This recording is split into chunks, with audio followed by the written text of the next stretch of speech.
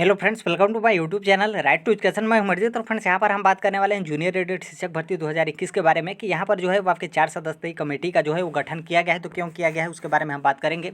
फिर यहाँ पर क्या है कि बहुत सारे कैंडिडेट का ऐसा आरोप है कि उनको जो है कम नंबर दिया गया है। फिर यहाँ पर हम डिस्कस करेंगे कि आपके अंतिम परिणाम जो है वो कब तक जारी किए जा सकते हैं। शायद आपने जो है आज का न्यूज़पेपर देख लिया होगा, बाकी आप नहीं देखे होंगे तो उसी के बारे में हम डिटेल में जो है बात करने वाले हैं। यहाँ पर जो है वो आपके 2 मैटर खास हैं। एक तो आपके जूनियर एडेड शिक्षक भर्ती 2021 जो कि इसका पूरा करना, फिर दूसरा इसी में मामला है आपका एनआईएफ डीएलएड का। तो इसके बारे में, दोनों के बारे में जो है हम डिटेल में देखेंगे और कब तक जो है वो आपके परिणाम आ सकते हैं, कब तक फाइनल हो सकता है। यहाँ पर जो है आप एक तरीके से आप अपना अनुमान जो है वो लगा सकते हैं। तो यहाँ पर जो है जिस एडेड के बारे में हम बात करें, जूनियर एडेड हाई स्कूल शिक्षक भर्ती के बारे में, तो यहाँ पर आप देख सकते हैं साफ साफ बताया गया है कि एडेड जूनियर हाई स्कूल शिक्षक भर्ती की जो गड़बड़ियाँ हैं उसकी जाँच की जाएगी। तो कौन सी गड़बड़ियाँ हैं उसके बारे में हम देखेंगे। और यहाँ पर आप देख सकते हैं कि 1504 पद जो कि सहायक अध्यापक के थे, 309 पद आपके प्रिंसिपल के थे। मतलब टोटल जो आपके पद थे 1800 कुछ पद थे, जिसके लिए जो है वो आपके फरवरी 2021 में जो है वो आपके विज्ञापन वगैरह जारी किया गया था। आप समझ सकते हैं कि ये लगभग 1 साल से अधिक हो गया। सिर्फ इसका एक टर्म का जो है वो आपके रिजल्ट जारी किए गए हैं, मतलब जो क्वालिफाइंग नंबर होता है सिर्फ वो जारी किए गए हैं। अभी जो है इसका फाइनल एकेडमिक वगैरह ऐड करके फाइनल रिजल्ट जो है अभी जारी करना बाकी है। फिर उसके बाद जो है वो आपका जिला आवंटन होगा, फिर उसके बाद काउंसलिंग होगा, उसके बाद ही जो है वो आपके फाइनल जो है वो आपकी ज्वाइनिंग वगैरह होगा। तो आप समझ सकते हैं कि कितना जो है अभी लगभग ये साल आपका जो है वो आराम से बिता सकता है, यदि समय से जो है वो जांच वगैरह फिर जो कुछ भी निपटारा हो यदि हो जाता है तब। यहाँ पर आप देखेंगे जो मतलब क्लियर न्यूज़पेपर दिख रहा है उसके लेकर जो है हम यहाँ पर देख रहे हैं। तो यहाँ पर आप देखेंगे तो यहाँ पर बताया गया कि एडेड जूनियर शिक्षक भर्ती 2021 जो कि विवादों का निपटारा होगा। तो यहाँ पर आप देखेंगे कि प्रदेश के शासकीय सहायता प्राप्त जूनियर हाई स्कूलों, मतलब अनुदानित विद्यालय जो कि हाई स्कूलों जूनियर का भर्ती परीक्षा 2021 के परिणामों को लेकर जो है हुए विवादों का जो है वो निपटारा जल्द होगा। अब यहाँ पर क्या है कि एक एक विवाद के बारे में हम यहाँ पर देखते चल रहे हैं, ताकि एक तरीके से कंफर्म हो जाए कि कब तक जो है इसका फाइनल डिसीजन जो है वो आपके हो सकता है। तो यहाँ पर आप देखेंगे पहला विवाद ये है कि लगभग 6 से 700 कैंडिडेट ऐसे हैं जिन्होंने जो है वो पीएनपी के पास प्रत्यावेदन जो है वो भेजा है। इनका प्रत्यावेदन भेजने का मतलब ये है कि इनका आरोप है कि इनको जो है कम नंबर दिए गए हैं, मतलब इनका जो क्वालिफाइंग वाला रिजल्ट जो जारी किया गया था उसमें इनको कम नंबर जो है वो मिले हैं।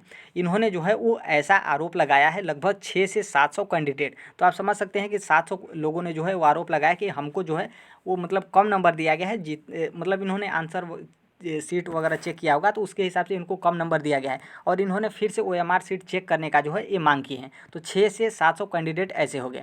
फिर आप उसके नीचे ही आएंगे तो आप यहाँ पर देखेंगे कि 40 से 50 लोग जो हैं, आप यहाँ पर साफ साफ देखेंगे कि 40 से 50 अभ्यर्थी जो हैं, कैंडिडेट हैं, इन्होंने जो है वो हाई कोर्ट में जो है वो केस किए हैं, मतलब याचिकाएँ दी हैं। अब यहाँ पर देखिए क्या है कि इसमें डिटेल नहीं दिया गया है, लेकिन हाई कोर्ट में याचिकाएँ बहुत सारे मैटर हैं।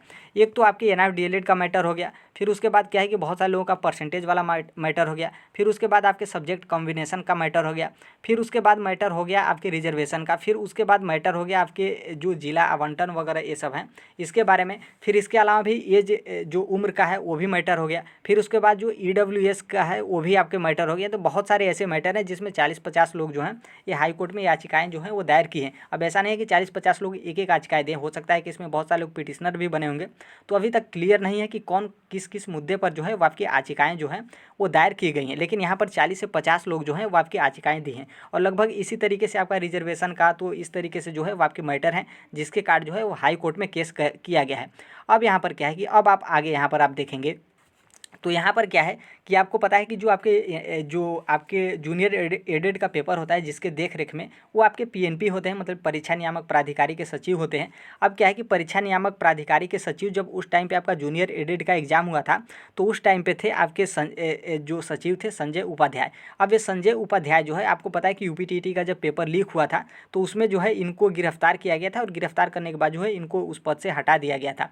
तो जब हटाया गया था तो जो ये 6 प्रत्यावेदन दिए हैं ओएमआर सीट दिए हैं, तो आपको पता है कि किसी भी आप कार्यालय में जाएंगे तो वहाँ के बाबू होते हैं, लिपिक होते हैं या फिर हेड होते हैं, उनके पास एक अलमारी होता है जिसकी चाबी जो है वो खुद, मतलब एक तरीके से हेड जो है उसी वहीं जो है वो होते हैं। तो अब यहाँ पर साफ साफ बताया गया कि जो पीएनपी थे, मतलब उस टाइम पे संजय उपाध्याय, उनके पास जो है वो कोठार की चाबी है, लेकिन कोठार नहीं खुलने के कारण जो है वो प्रत्यावेदनों का निस्तारण नहीं हो पा रहा है। अब ये कौन से प्रत्यावेदन है? ये आपके यही प्रत्यावेदन है जो 6 से 700 अभ्यर्थी ओएमआर चेक करने के लिए जिन्होंने आरोप लगाया था कि हमको कम नंबर मिले हैं, तो इनका मामला ही जो है वो आपके निस्तारण नहीं हो पा रहे हैं। तो इसीलिए जो है इतना अभी तक डिले है। बाकी कोर्ट केस तो आपका अलग से है।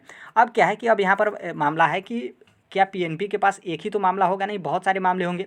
अब यहाँ पर क्या है कि बहुत सारे मामले हैं, तो उसमें उनकी अलमारी खोलने के लिए जो है बार बार जो वहाँ के और अधिकारी होते थे, तो उनको जो है हाई कोर्ट में जाना पड़ता था और समय लेना पड़ रहा था कि हम इनकी अलमारी खोलें या फिर ना खोलें। अब यहाँ पर क्या है कि अब कोठार से जो है वो मूल OMR सीट निकालने के लिए, अब मूल OMR सीट निकालेंगे तभी जो है 600 से 700 कैंडिडेट हैं जिन्होंने आरोप लगाया है, उनका फिर से जो है वो आपके OMR सीट चेक होंगे, फिर से उनके नंबर जो है वो जारी किए जाएंगे। नॉर्मल सी बात है, अपने कार्बन कापी से या फिर उन्होंने चेक किया होगा तो उससे कम नंबर मिला होगा।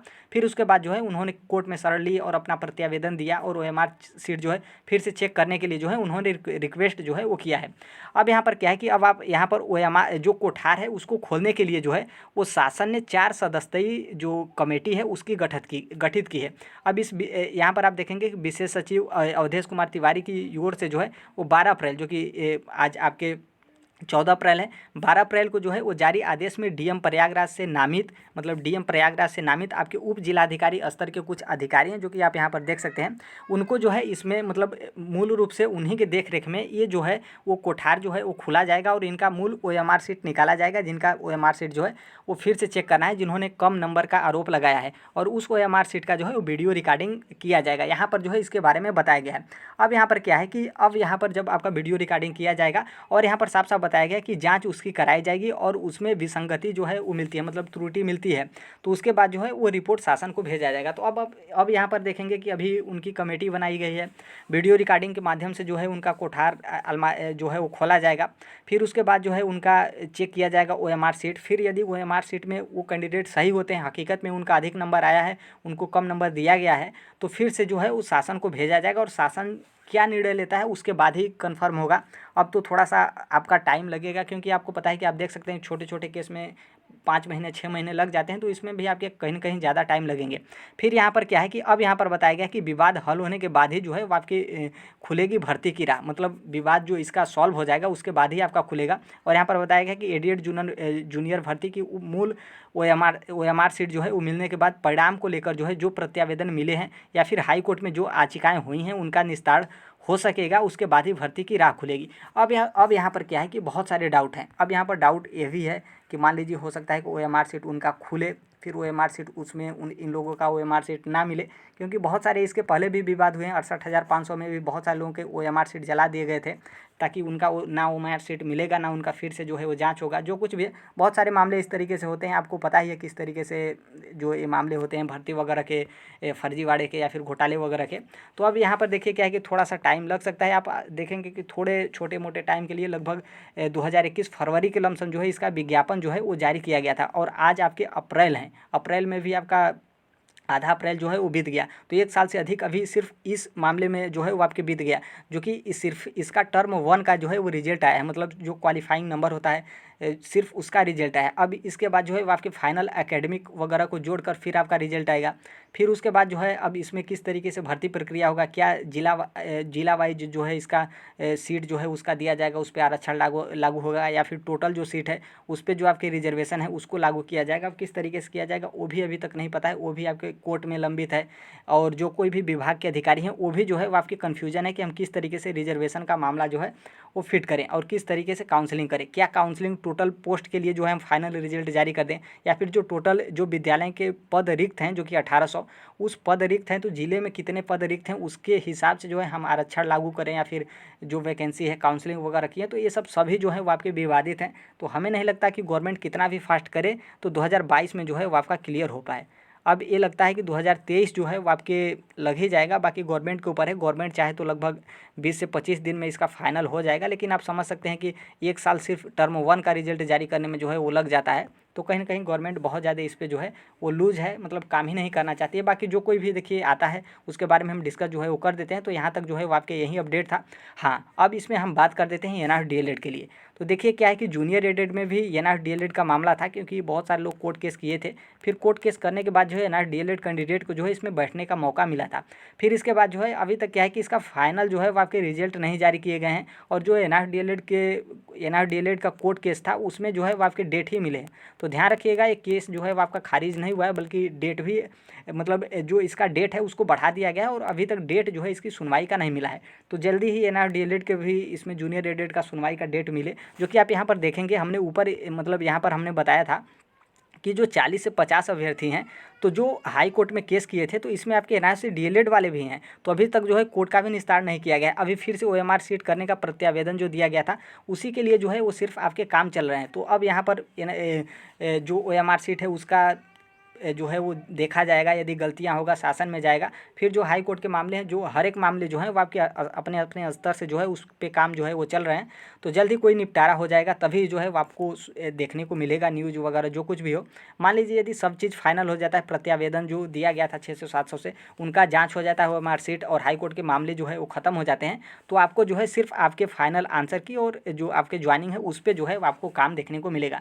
तो हमें नहीं लगता कि इस महीने या फिर लगभग इस महीने तो कुछ नहीं हो सकता है। बाकी अगले महीने क्या होगा उसके बारे में ही जो है अगले महीने में ही पता चलेगा। बाकी जो कोई भी अपडेट होता है तो हम शेयर कर देंगे। यदि अभी तक जो है आप मेरे चैनल को सब्सक्राइब नहीं किए तो बिल्कुल कर लीजिएगा।